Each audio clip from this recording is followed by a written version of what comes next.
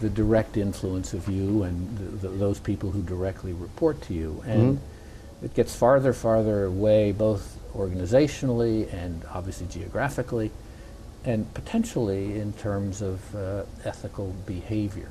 So is there something that was done to make sure that the person who is in some faraway place understands those ethics, abides by them, and follows them?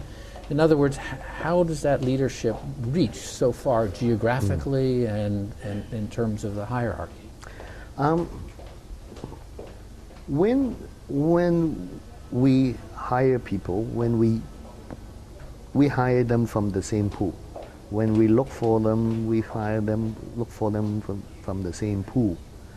So the average ethics is the average ethics of a community.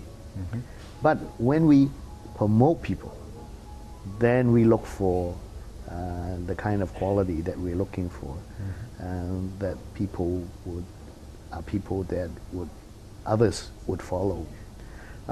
One of the things that we emphasize on is that a good leader is somebody who can convince other people that your way of doing things is better than their way of doing things. We call that good politics. And that's necessary in any company or in any group. I see. Right? Now, bad politics is when other people don't do things your way, then you punish them. That's bad politics. Now, that's actually the kind of damaging ethics in a company or in a country office or a city office. I don't think we find many times that we have people who cheat, who steal. Yeah, we have a couple of people who, opened the safe and they were responsible for what's in the safe. And there were I remember this only once, 20-some thousand US$, which was all the city had, and the two guys disappeared. The station manager and the finance manager disappeared. But we could only think of only one time. Those kind of blatant stealing and blatant cheating. But a lot of times when we talk about values and ethics, we are talking about the quality, the behavioral guidelines that leaders should have. What happens when you have a person who meets the numbers? Yes. And does a good job in terms of performance, right, according to the numbers? Yes.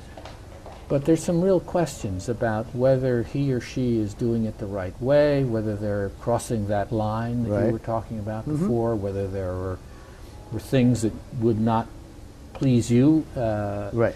How do you handle that with somebody who's performing but not meeting the ethical guidelines that are established? There are two ways we handle that. Number one, we promote a lot from within. We almost, during the expansion of the company, that we don't hire city managers. We don't hire country managers. We promote the supervisor to be a city manager. We promote the city manager, or we call station manager, to be the country manager. So you kind of weed out, you already have a sense that the guy can not only can perform, but also would be the right kind of leaders to move into that kind of situation. We also find that from time to time we run into the guys who can do the job, but doesn't have the right character to do it. We found that people with poor character probably will do damage to the company on the long run. So we get rid of them very quickly. Now, was that built into the annual review process when you were developing this, or was this more by happenstance and being aware and with your fingers closely in touch with what's going on?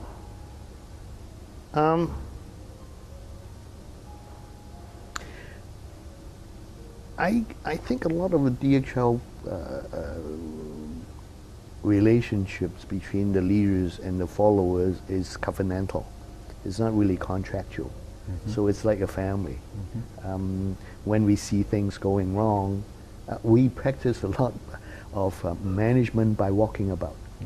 And that way, you can pass on to your values, and also you can watch people and see how they're performing. I think a lot of time that, again, common sense in leadership and management is if you have a culture of certain behavior is not acceptable, you either tell the guy he's not acceptable, and then if he continue behaving in a way that's not acceptable, I don't think it would be like in a performance review.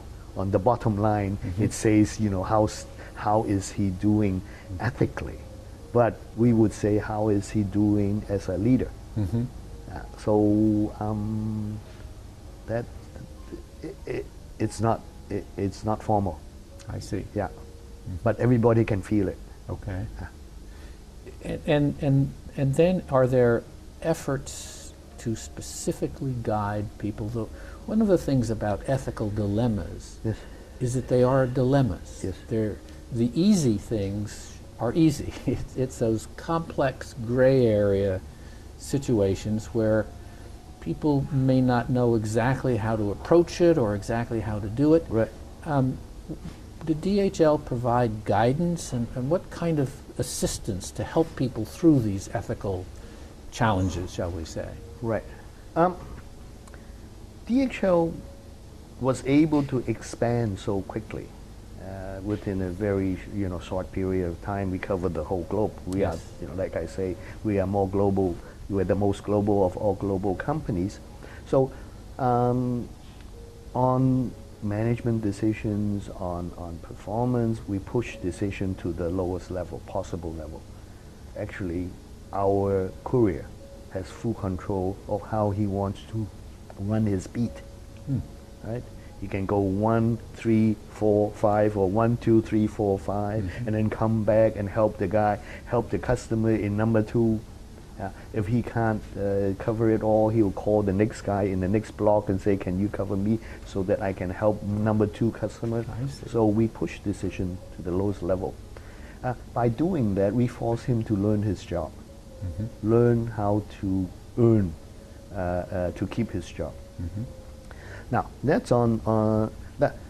By pushing that to the lowest level, a lot of time the ethics also come into